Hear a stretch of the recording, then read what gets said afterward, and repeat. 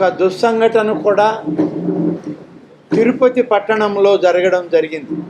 సంఘటన అనేది తిరుపతి పట్టణంలో జరిగిన తిరుమల తిరుపతి దేవస్థానంలో జరిగేటువంటి కోటి ద్వార దర్శనం ఏర్పాట్లు జరిగే సందర్భంలో ఈ సంఘటన చోటు చేసుకోవడం కూడా చాలా బాధాకరంగా రాష్ట్ర ప్రభుత్వం, రాష్ట్ర ముఖ్యమంత్రి శ్రీ నారా చంద్రబాబు నాయుడు గారు దీన్ని చాలా తప్పుగా భావించడం కూడా జరిగింది. భారత ప్రధాని మొదలు ప్రతి ఒక్కరూ దీని మీద స్పందించడం జరిగింది. తిరుమల తిరుపతి దేవస్థానానికి సంబంధించిన ప్రతి కార్యక్రమం పట్ల హిందూ సమాజం చాలా పెద్ద ఎత్తున రియాక్ట్ అవ్వడం మనం అనేక సందర్భాల్లో చూసాం. తిరుపతి సంఘటన అందరినీ బాధ కలిగించింది, హృదయాలని కదిలించింది. నిన్న రాత్రి అంతా కూడా, నిన్న సాయంత్రం తిరుపతికి వచ్చి అన్ని విచారణ చేసి నిర్ణయం ప్రకటించే వరకు కూడా ఎంతో ఆందోళనతో, ఆవేదనతో ఆయన గడపడం జరిగింది. నిన్న ఉదయానికంతా తిరుపతి చేరాం. వెంటనే ఆసుపత్రిలో ఉన్నటువంటి క్షతగాత్రులందరినీ పరీక్షించాం, వాళ్ళని విచారించాం. వాళ్ళకి ఏ రకమైనటువంటి ట్రీట్మెంట్ ఇస్తున్నారు అధికారులని, డాక్టర్లని చూసాం. మరణించినటువంటి 6 కుటుంబ సభ్యులను కూడా పరామర్శించడం, వారికి ఆ సమయంలో చెప్పాల్సినటువంటి ఓరడింపుని కలిగించి ముఖ్యమంత్రి గారు తోడుగా ఉన్నారు.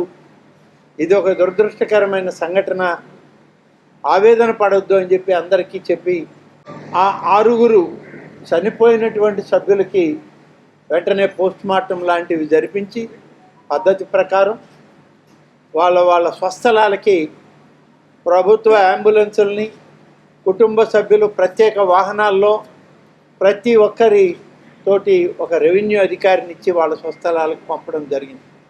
ఇందులో 4 మన రాష్ట్రం వారైతే, ఒకరు తమిళనాడు రాష్ట్రం, మరొకరు కేరళ రాష్ట్రం.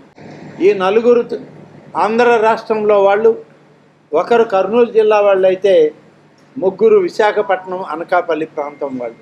కొంచెం బాధాకరమైనటువంటి విషయం, పాపం అనేక సంవత్సరాల నుంచి ఏకాదశి ఉత్సవాలకి, దర్శనాలకి శ్రీ వెంకటేశ్వర స్వామిని దర్శించుకోవడానికి వచ్చేవాళ్ళం. ఇప్పుడు మళ్ళీ వచ్చాం, ఇలా జరిగిందని వాళ్ళు బాధపడడం కూడా చూడడం జరిగింది. చాలామంది గాయాల పాలైనటువంటి వాళ్ళు చెప్పింది, ఒక మహిళకి అక్కడ కూర్చున్నటువంటి వాళ్ళకి షుగర్ లో అవడంతో కళ్ళు తిరిగి పడిపోతూ ఉన్న సందర్భంలో ఆమెను బయటికి తీసుకుపోవడానికి గేటు దగ్గర తొక్కిసలాటైంది. ఆ గేటును తీయడం వల్ల గేట్లు తీసి టోకన్లు, టికెట్లు ఇస్తున్నారనేటువంటి ఆతృతతో అందరూ ఒక్కసారిగా గేట్ల మీద పడడం, గేట్లు ఒకవైపుకు తెరవాల్సిన గేట్లను మరొక వైపుకు ఓపెన్ చేసే ప్రయత్నాలు, ఈ తొక్కిసలాటలో ఈ సంఘటన జరిగింది అని చాలామంది కూడా చెప్పడం, ఇవన్నీ కూడా అక్కడ జరిగాయి.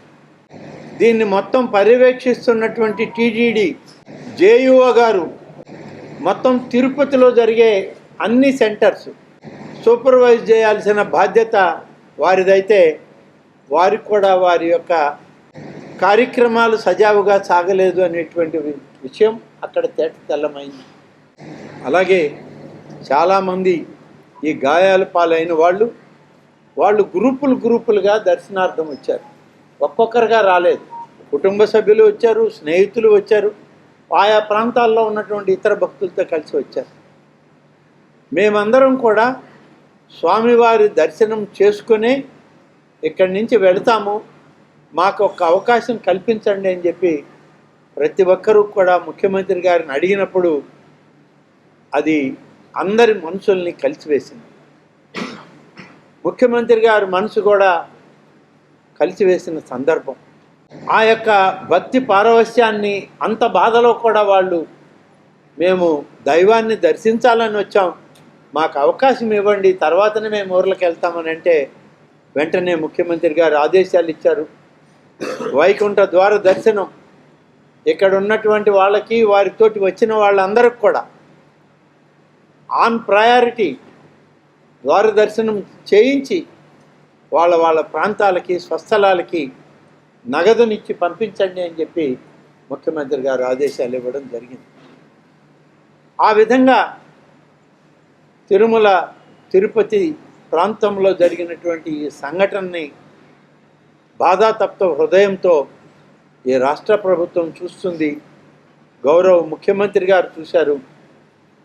ముఖ్యమంత్రి గారి పరిశీలన చేసేటప్పుడు అన్నీ కూడా ఐసీయూ రూమ్లు, క్రిటికల్ కేర్ రూమ్స్లో వాళ్ళని పెట్టి వాళ్ళకి మంచి ఆరోగ్యం ఉండాలని చెప్పి డాక్టర్లు ప్రయత్నం చేస్తుంటే